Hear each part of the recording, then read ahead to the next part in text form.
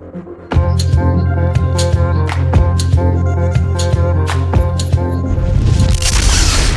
up, people? Baz here from Beckett Boy, back again.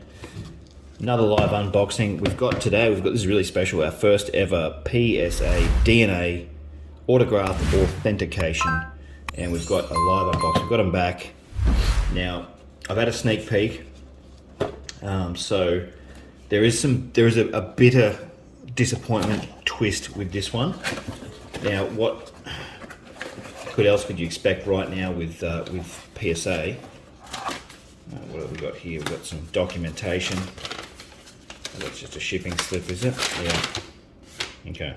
So before we get into this, there was a Gary Payton, there was a Tim Hardaway and Andrew Gaze, and 2 Larry Birds. Now, I just want to note the Gary Payton and the first Larry Bird listed were autographed at the same card show on the same day.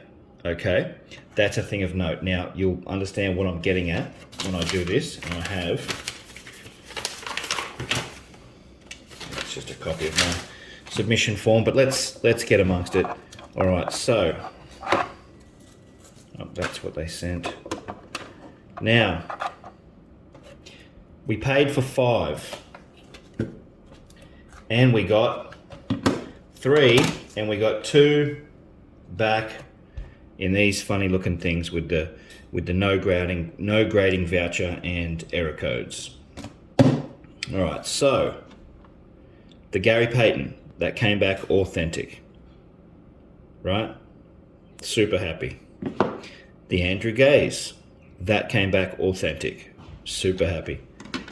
The Tim Hardaway Senior, for any of the young heads who recognize the name, that came back authentic as well. Now, that means both my Larry Birds got turned back. An N4, now that was the one that came with the Gary Payton.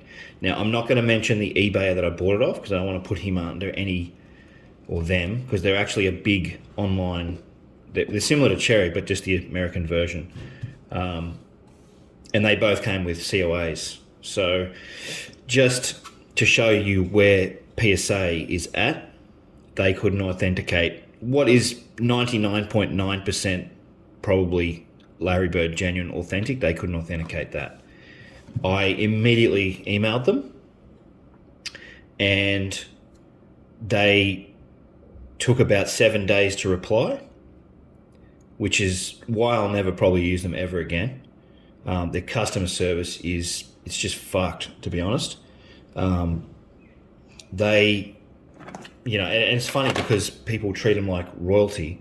However, their customer service stinks. When you pose a question to them in regards to a service that they provided, they don't have a fucking clue what you're even talking about. It had to go through about 5 lines of communication with different floor managers and customer service representatives who none of them had a clue what I was even talking about.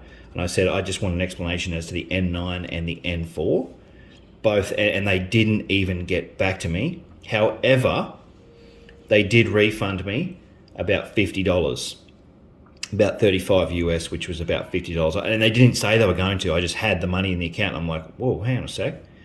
What, $50 from PSA? So that was, I got the money today and the first time I emailed them took about 5 days to respond. The second time I emailed was in response to, they asked a question, can you have the order number, blah, blah, blah.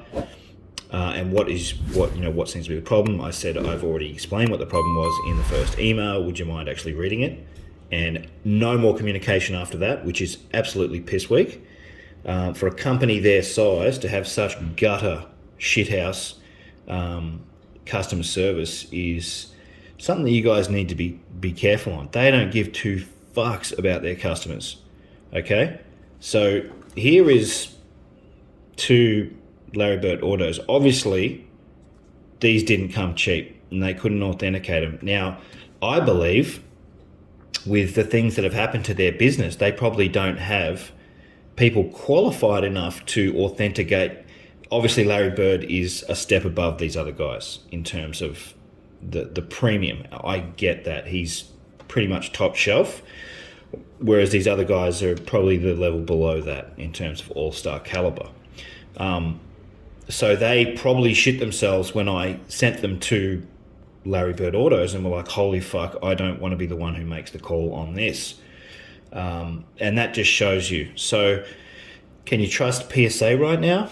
I don't think so. And I probably won't use them again, especially being an Australian. It's just not worth it. If I lived in America, I mean, I already use SGC above them anyway. So it's a pity that SGC don't do authentications. I am going to give these a crack with Beckett. Beckett have a service that you can pay $10 to take a photo and send it in, and they would predetermine whether or not they think they've got a shot. So that saves you fucking around and sending it in. Now, I think that's probably worth paying the $10 rather than just getting dicked over and spending $50, whatever it is, on them just to turn around and not even have an answer. That was the bizarre thing. So this came from a card show with a COA, from the same card show as the Gary Payton, okay? And it's not the guy that sold them to me's fault. It's not their fault at all. This is purely on PSA, who just didn't want to they didn't want to be accountable for authenticating that, because obviously, you know, a bit more of a known superstar, and they didn't want that on their hands. So I think it's piss weak. They should be accountable for a service that they're offering. So they didn't want to be like, hey, this guy's paying $20 to get, or $30, whatever it is. Larry costs a bit extra to do that. So that was frustrating, and you can probably sense that from what I'm saying. But I just find it strange that they come from the same place. You know, it'd be like you go into a cherry show in Australia and they have that, you know, and you can buy that. I bought those on eBay. I regularly buy from these guys. They're very trustworthy. A lot of the big American stores are, you know, tens of thousands of feedback, blah, blah, blah. And it's not their fault. This is you know, PSA not willing to sell to a little guy a Larry Bird auto. They're not willing to put their wrapper on that and go, oh. So I get the whole brand protection and everything, but they don't have anyone that's qualified for the service, in my opinion. Anyway, that's my rant. Other than that, yeah, I'm super happy with these. But going forward, I probably won't be using PSA as much, even if they go back to regular. I just don't think it's worth it.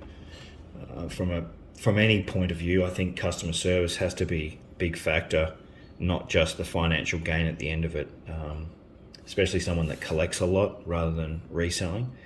Yeah, I just think it's not worth it. But anyway, that's my rant, guys. I do have a ton more content coming out, as you guys know. Got some giveaways coming up as we approach 500 subs on YouTube. Really been super happy with that. So coming into holiday season, might have a Christmas giveaway. Be some slabs, I'd say. Until next time, guys. Peace.